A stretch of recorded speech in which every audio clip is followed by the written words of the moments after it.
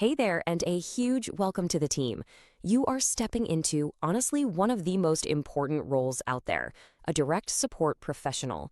And this job, it's so much more than just caregiving. It's really about becoming a guardian. So this little guide we've put together, it's all about helping you become a truly proactive one. Let's just dive right in. I really want this to sink in. Safety starts with you. You see things first. Seriously, never forget that. In your day-to-day, minute-to-minute work with the people we support, you're their number one line of defense.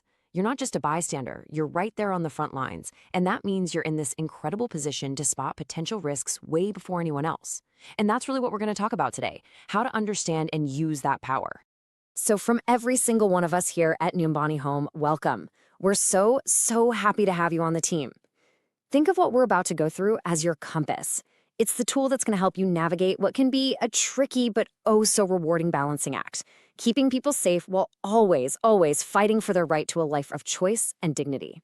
All right, so first things first. To be a great guardian, you've got to know what you're guarding against, right? I mean, you can't stop what you can't see. So let's start right there. Let's build up your radar and talk about what risk really looks like when you're on the job. Okay, let's get one thing straight right away. The word risk, it's not some big scary monster. It's just a normal part of life.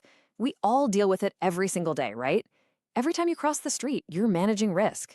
Our job isn't to get rid of all risk. I mean, that would be impossible. Our job is to see it, to get it, and then to thoughtfully manage it together. And here's the key thing to remember. Risk is so much more than just, physical danger. It's literally anything that could threaten a person's quality of life. We usually break it down into 5 main buckets. You've got health risks, think seizures or side effects from meds. Then there's daily living risks like challenges with mobility or swallowing. You also have behavioral risks like self-injury, environmental stuff like faulty wiring in a house, and even lifestyle risks. We've got to have all 5 of these on our radar at all times. Okay, so we know what to look for. Now, what do we do about it? Let's talk strategy. And honestly, our strategy is pretty simple. We do not wait around for problems to happen. We get out ahead of them. Prevention is always priority number 1. Think of our strategy like a cycle that's always turning. It starts with us spotting a potential risk. Then we take a good look at it. We assess it. From there, we make a plan for how to handle it. And finally, we mitigate it, which is just a fancy way of saying we lessen the potential harm. And what's the engine that keeps this whole cycle moving? It's simple. Open and constant communication with your team. That's the glue. But here comes the million-dollar question, right? What happens when the person's choice is the thing that's risky? This is probably the toughest part of the job, but it's also where you become so incredibly important. I mean, our whole mission is to support a person's right to choose. So what do you do when their choice could actually hurt them? Well, the answer is it's a balancing act. It's all about something we call the dignity of risk. Let's take smoking, for example. A person has the right to choose to smoke. Our job isn't to say, nope, you can't do that. Our job is to mitigate the risk. So what does that look like? Well, we talk about the health risks. We make sure there's a safe place to smoke so there's no fire hazard. We make sure other people aren't breathing in secondhand smoke. See? We're supporting their choice, but we're actively managing the potential harm. That's the balance. So we try our absolute best to prevent harm. But look, sometimes no matter what we do, incidents happen. And when they do, our job switches gears. We go from prevention mode into immediate action mode. And this next part is critical. This is about your duty to report. Okay, listen up, because this is probably the most important thing you'll hear today. This is completely non-negotiable. As a direct support professional, you are, by law, a mandated reporter. That's not a suggestion, it's a legal requirement. It means you must report any suspicion of abuse or neglect. We have a zero-tolerance policy on this. And failing to report, it's not just a workplace issue, it's a crime, a misdemeanor. We're talking potential jail time and serious fines. It's that important. So what are you actually looking for? Your radar has to be on high alert. Keep an eye out for physical things like wraparound bruises on someone's wrists or neck, or any injury that, well, the story just doesn't add up. But it's also about behavior, right? Sudden changes, like someone regressing or not being able to sleep. And please remember this rule. You do not need proof. You don't have to be a detective. All you need is a reasonable suspicion to make that call. And remember, harm isn't always something you can see with your eyes. You have to be alert for the silent signs too. Things like neglect, maybe an infection that's just not getting treated, or financial abuse, like weird withdrawals from a bank account. even abandonment or isolation. Here's a great rule of thumb. Ask yourself the reasonable person question. Just step back and think, would a reasonable person think this is okay? If the answer is no, then you have to act. Okay, so your gut is telling you something's wrong. You know you have to do something, but who do you call? And in what order?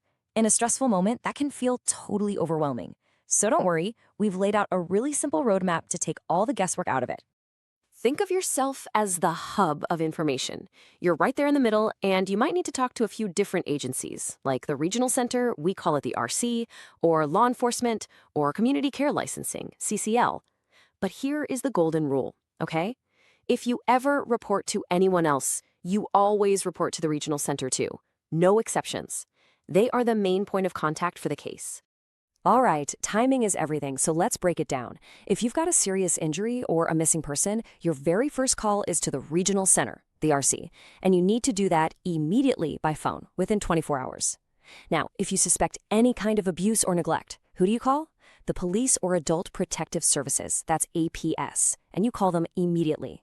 For other weird stuff, say a fire or something, you need to report that to Community Care Licensing, or CCL, by the very next working day. This flowchart right here, this is your best friend. Seriously, keep a copy of this somewhere you can grab it easily. It just walks you right through the process. So you start at the top. Is it abuse? If the answer is yes, bam, you call the police, the RC, and CCL. If it's no, you just go to the next question. Is it a hospitalization? If yes, you call the RC. Just let it guide you. And look at that line at the bottom, because it's the most important one. When in doubt, just call the regional center. You can never go wrong with that. Okay, that was a lot of theory, I know. So let's make it real. Let's see how all of this stuff actually comes together in a situation you might face. We're going to walk through Maddie's story and see exactly what a proactive guardian does. So here's what's happening. A DSP finds Maddie. She's crying, and there's a clear wraparound bruise on her wrist. The DSP's response here is just perfect. Watch this. First, they observe. They see the bruise. They see the crying. They notice she isn't the same. Second, they communicate, but gently, trying to figure out what's going on. Third, and this is so important, they make sure she is safe right now. And finally, they report. Because this looks like potential abuse, they make the 3 calls: police, RC, and CCL. That is exactly how it's done. So, if you take away just one thing today, what should it be? It's this idea of your role as a protector. It boils down to 4 simple things. See it, keep your eyes open, plan it, always be doing that balancing act between safety and dignity, report it, because silence is never ever the answer, and write it. Get the facts down on paper. And please, if you remember nothing else, burn this final thought into your brain. It is always better to make a report and be wrong than to not report and be right. The action you take could literally save someone's life. We are so incredibly glad you're here with us. Welcome to the team.